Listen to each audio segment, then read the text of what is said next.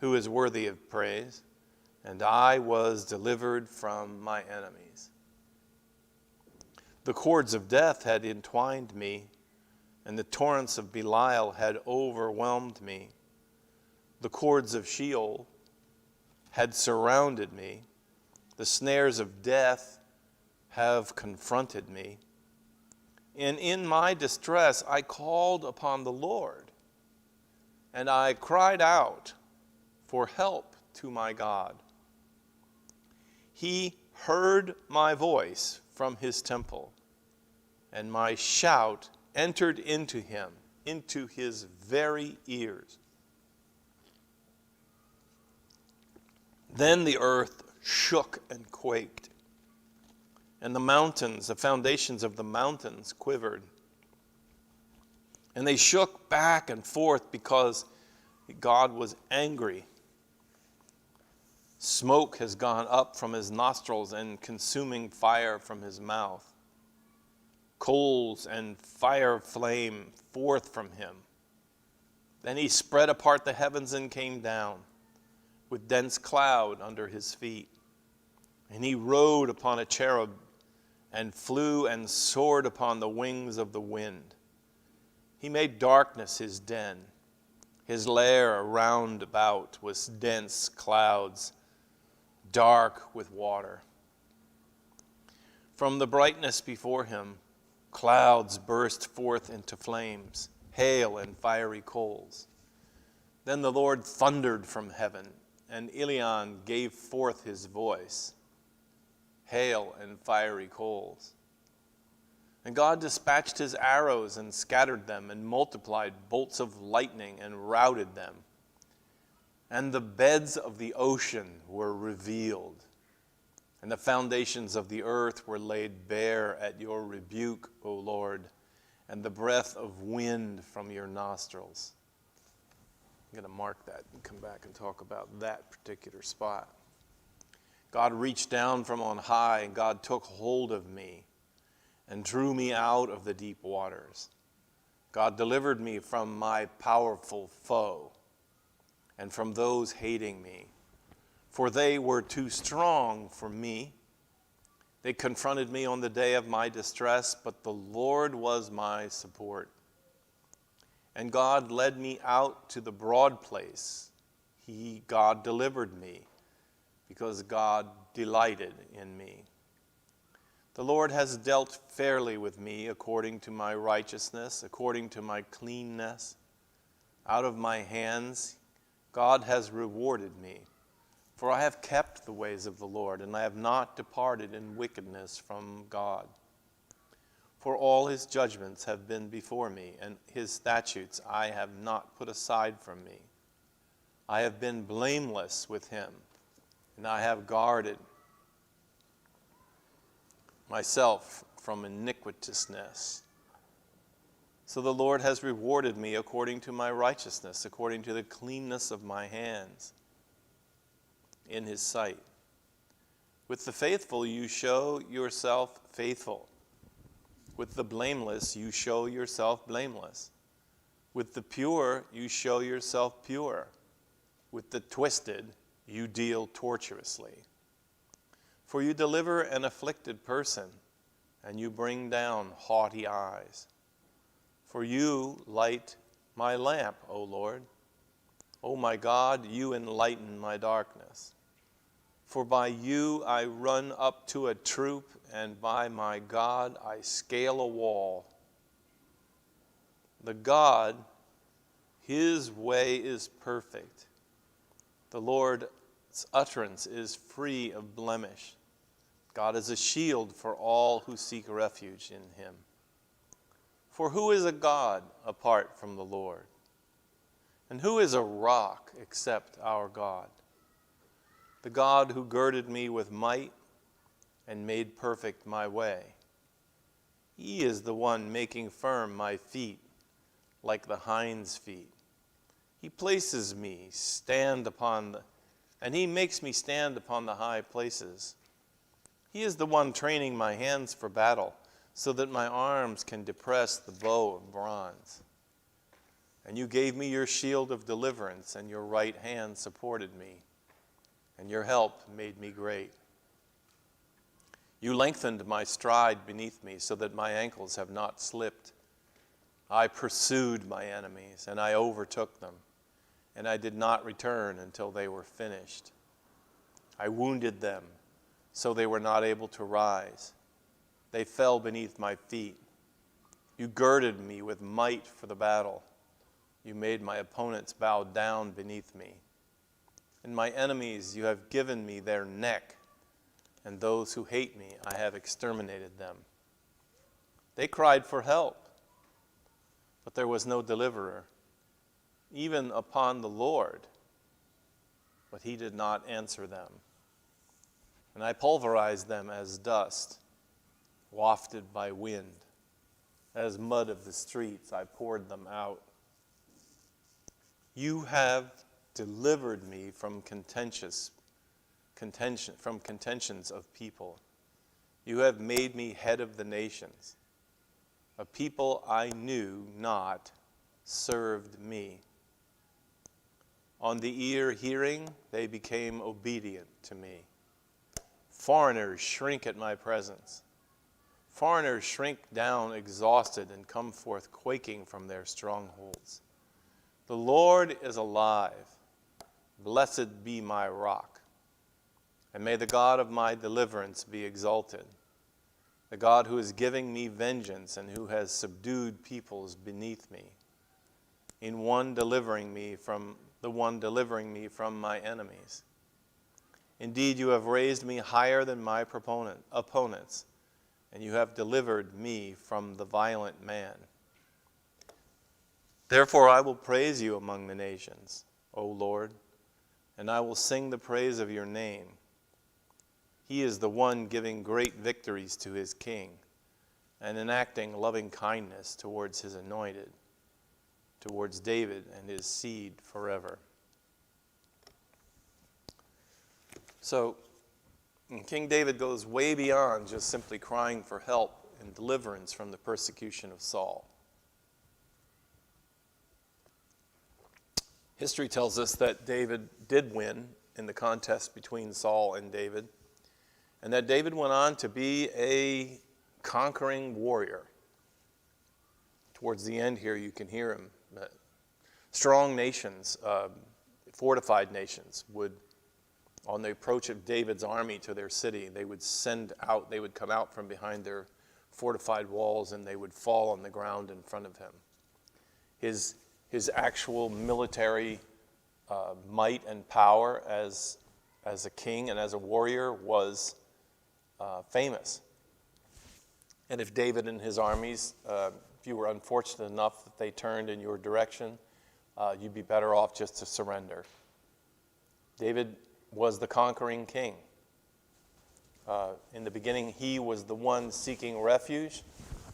And in the end, in the name of God, he dominated all the land. Not just in the promised land. He didn't just solve the problem of neighboring armies coming in and invading. He did that thing, the preemptive strike. He went outside the previous bounds of the promised land, and he became a conquering king. He engaged in battle with neighbors. He became the one they feared. He was not just a defender. Isn't this often what happens, right? We originally form an army or a militia to defend ourselves.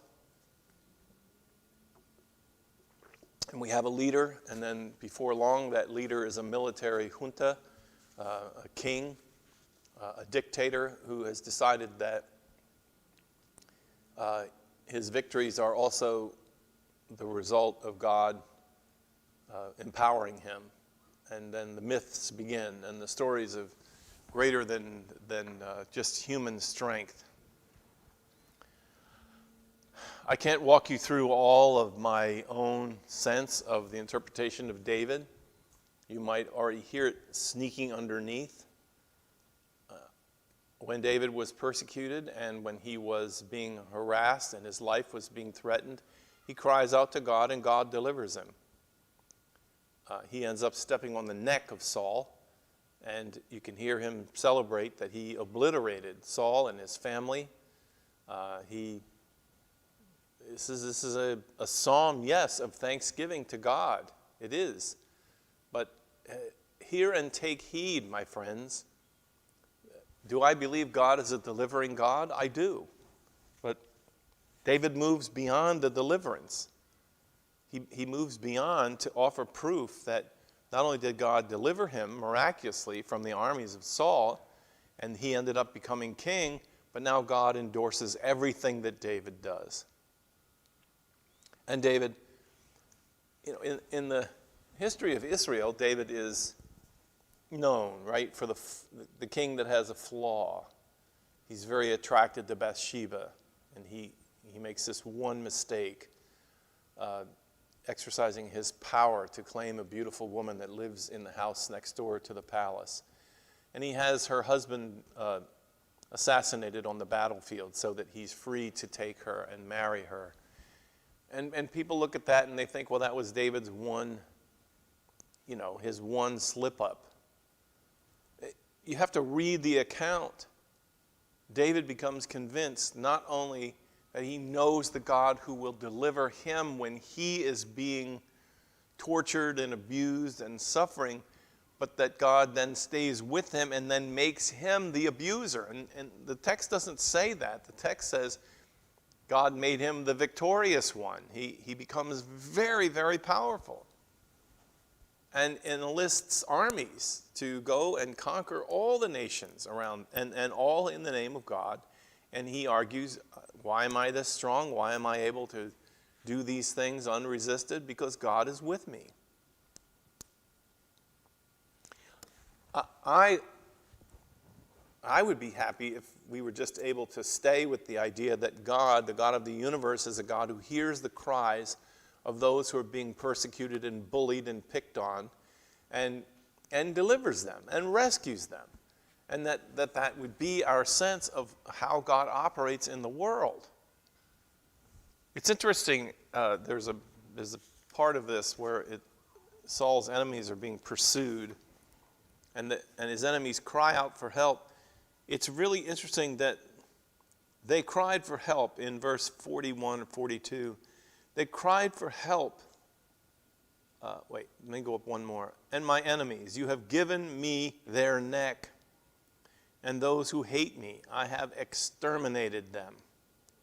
They cried for help, but there was no deliverer. They even called upon the Lord. They called upon the same God who is my God. These were Israelites that he's exterminating here. But God did not answer them. I pulverized them as dust, wafted by the wind as mud of the streets. I poured them out. You have delivered me from contentions of people, and you have made me head of the nations. And a people I did not know served me. This is the great and mighty David, who's experienced God as a deliverer. And praise be to God, who hears our cries and comes into the circumstances of our hunger and starvation and ministers to us and finds those on the planet who will minister to us, who will come and render aid, doctors and nurses, and people who will help us in the trials that come at us in life. But it doesn't give us license to get up out of our hospital bed after we've been cured of cancer and then go out into the world and persecute and subjugate other people, because God saved me. God had saved me, so God must see me as righteous. That's what David says. I am blameless with God. That's why God saved me. Now, I get it. In the beginning of the story, you can understand that David didn't really deserve the hostility of Saul. Saul's not a wonderful person. And in some ways, some people in reading of the text believe that Saul actually lost his mind. He was so jealous and he was so threatened by the presence of David. But he should be threatened by the presence of David. David was planning to take over the kingdom. But David gets delivered he gets delivered, and then Saul is pursued and murdered. And Saul's family is murdered. And then David is on an unstoppable belief that the God who created the universe threw a lasso around the clouds and harnessed fire and lightning bolts and came down and was able. What a beautiful, beautiful passage where he describes that God has sort of peeled back the oceans and allowed us to see down into the foundations of the earth. It's beautiful poetry in this describing of God's deliverance. Boy, what I wouldn't give for that kind of dramatic deliverance sometimes, especially when I'm being accused of something I didn't do and I'm losing, and the beds of the ocean were revealed and the foundations of the earth were laid bare at your rebuke, O Lord, and the breath of the wind from your nostrils. God reached down from on high and took hold of me. This is the God of love. This is the God who is engaged in our lives, who is not indifferent, who hears the cry of the people, hears the cry of God's people. And it's a beautiful, beautiful, wonderful story of rescue and of David's life was saved. But, right? David goes on to believe that he was saved because he was blameless.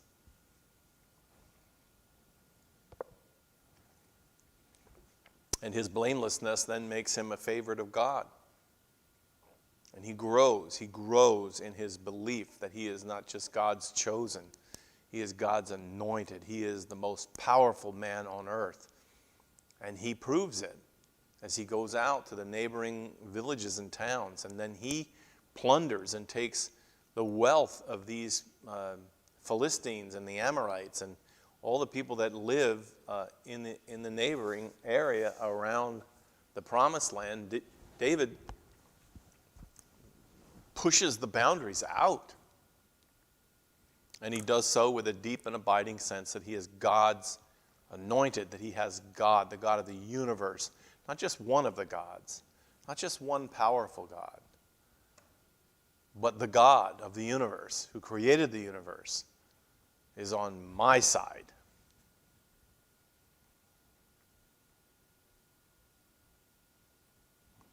The psalm is written, or is at least figured into, a period of time in which the children who had been slaves in Egypt have come a long way.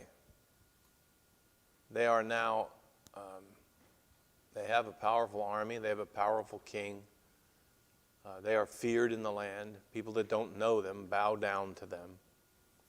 I'm not sure this was God's idea with Abram and Sarah. You shall be a blessing to the families of the earth.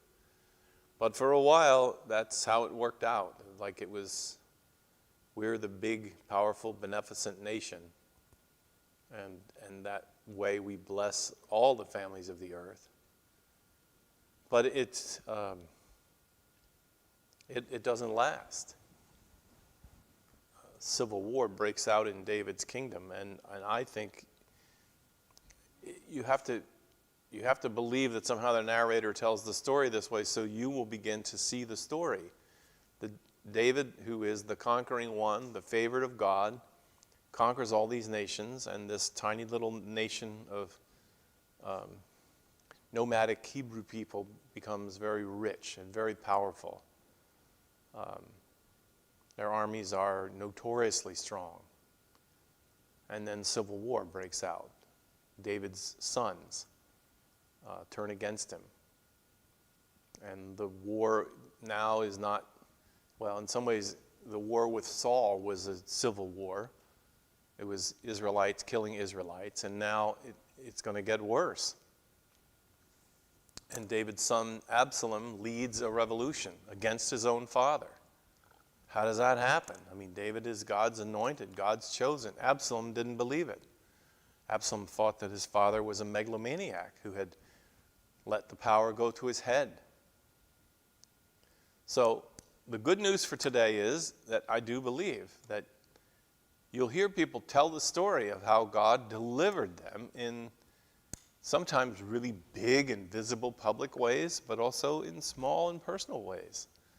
I mean, there was a period of time in my own life where, I didn't have a job, I had kids, and things were not good. They were not good. I had made some big mistakes in my life, and I didn't know what to do. The Psalters describes it's terrible, terrible condition here, that the cords of death entwined me, and the torrents of Belial had overwhelmed me, and the cords of Sheol had surrounded me, and the snares of death had confronted me. I got that. I know what it's like to feel that way. And what else can I say except that not just because I dug in and worked hard and did things that turned out okay, but that there were things that happened to me that I didn't see. People that came to help, that I didn't even have the wisdom to ask for help. And things worked out. I didn't stamp on the neck of my enemies, but I did rely on the God who is my God to call out and believe that God heard my cries and delivered me. That's a part of my story. It's a part of my life and my story. But David, in the Psalm of David, you see this transformation of being, one who is being pursued and believes that God cares about him and loves him, and then God delivers him, and then he becomes someone to be delivered from. Well, that's it for today, my friends. Thank you for tuning in for the words and reading of the Psalms. I hope something of what you heard today was helpful to you, strengthening your faith, and giving you new and better ways to figure out what it means to trust in God in all of your ways.